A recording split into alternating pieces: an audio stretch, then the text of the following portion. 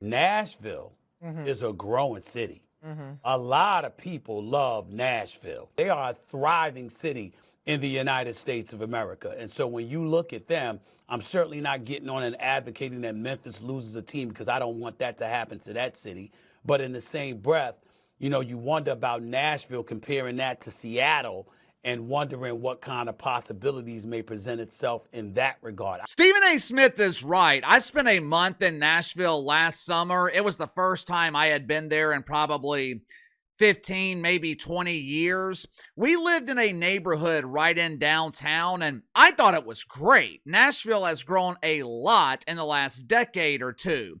But whether or not Nashville will support an NBA franchise, I have my doubts. Nashville might be thriving, but public perception of the NBA is in the pooper. Headline at Outkick: yes, Major League Baseball is more popular than the NBA.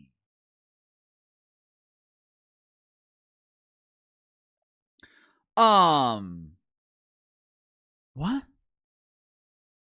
Excuse me?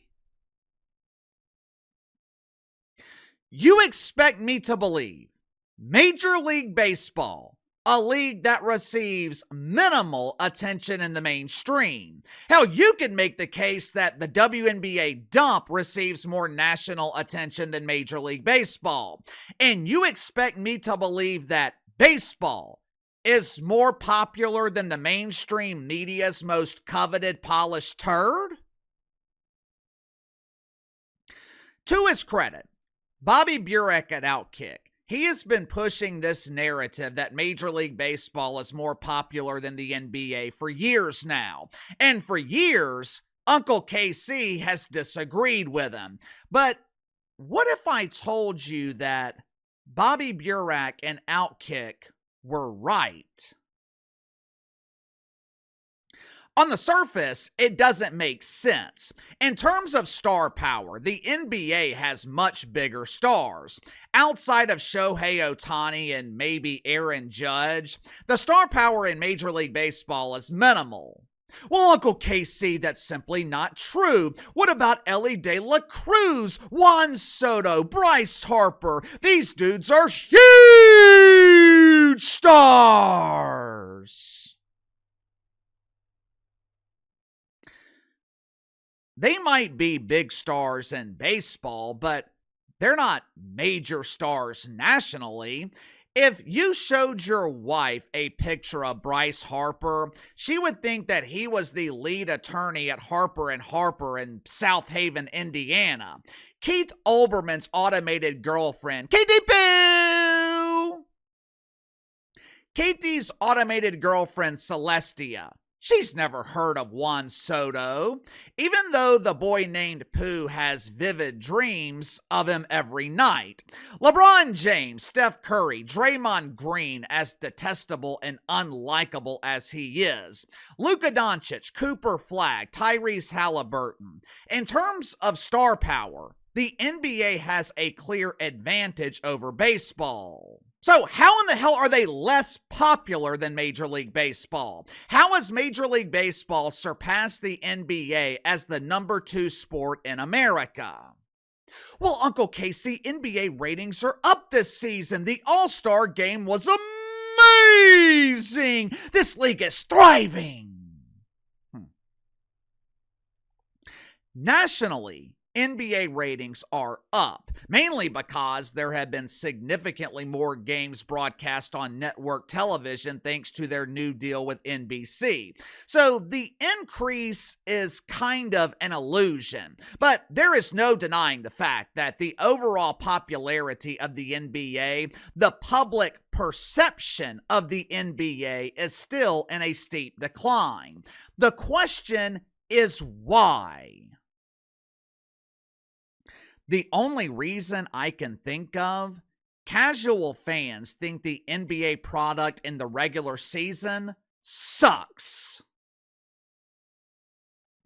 Make sure to like and subscribe. You can follow me on Twitter at KC_BTL84. Link to the second channel is in the description below. Today on the second channel, going to be talking about a college basketball star at Alabama being kicked off the team. Aiden Holloway, who I believe is their second leading scorer, he was removed from campus yesterday after he was arrested by Tuscaloosa police for allegedly possessing a pound of Cheech and Chong's favorite plant. Now, this is a major loss for Alabama, as they'll be without one of their best players going into March Madness. So if you haven't already, click the link in the description below, subscribe to the second channel.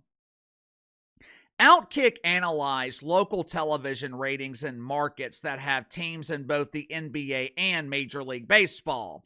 Out of 17 cities in America who have both leagues, Major League Baseball outdrew the NBA in 13 out of 17 markets. Unsurprisingly, 2 of the 4 markets where the NBA prevailed were in the People's Republic of California. Los Angeles and San Francisco, also known as the City of Rainbows, they prefer the NBA over Major League Baseball. The other 2 cities were Miami and Dallas. Now, what I did find surprising, I figured that the Yankees would be the most popular team in New York City, but the New York Mets damn near tripled the ratings of the New York Knicks. The Brewers tripled the ratings of the Bucks in Milwaukee. Same with the Indians in Cleveland against the Cavs. They're not called the Indians anymore. They're called the Guardians. I just rewatched Major League the other day. Pretty sure Tom Berenger and Charlie Sheen, along with every other normal person in America, I'm pretty sure they were still referring to the team as the Indians. In the vast majority of local markets, Major League Baseball is doubling or tripling the NBA's ratings. Over the last few years, the World Series has dominated the NBA Finals. Last year, World Series averaged 15.5 million viewers. NBA Finals, 10 million. Both series went 7 games. Game 7 of the World Series drew almost 26 million. Game 7 of the NBA Finals, 16.4 million. But KC, there were major markets in the World Series. The NBA Finals feature 2 small market teams. Why should market size matter? For decades, the NBA has conditioned its audience to follow stars instead of following teams. Not to mention the fact that baseball is dominating the NBA in damn near every major market in the country. Now, of course, the mainstream media, they will never admit this. If you turn on ESPN right now, they're not talking about the World Baseball Classic. They're probably talking about the Lakers or the tanking Rainbow Warriors. If you turn on FS1, you'll see Nick Wright making sweet verbal love to his Lord and risen King LeBron James. The mainstream media, they are obsessed with the NBA, and they'll claim that they talk about the NBA because that is what their audience demands. The only reason we talk about LeBron James in the NBA so much is because our viewers expect us to worship our king. But these local ratings in 17 of the largest markets in America, these local ratings prove that the audience prefers baseball over the NBA. Again, the question is why?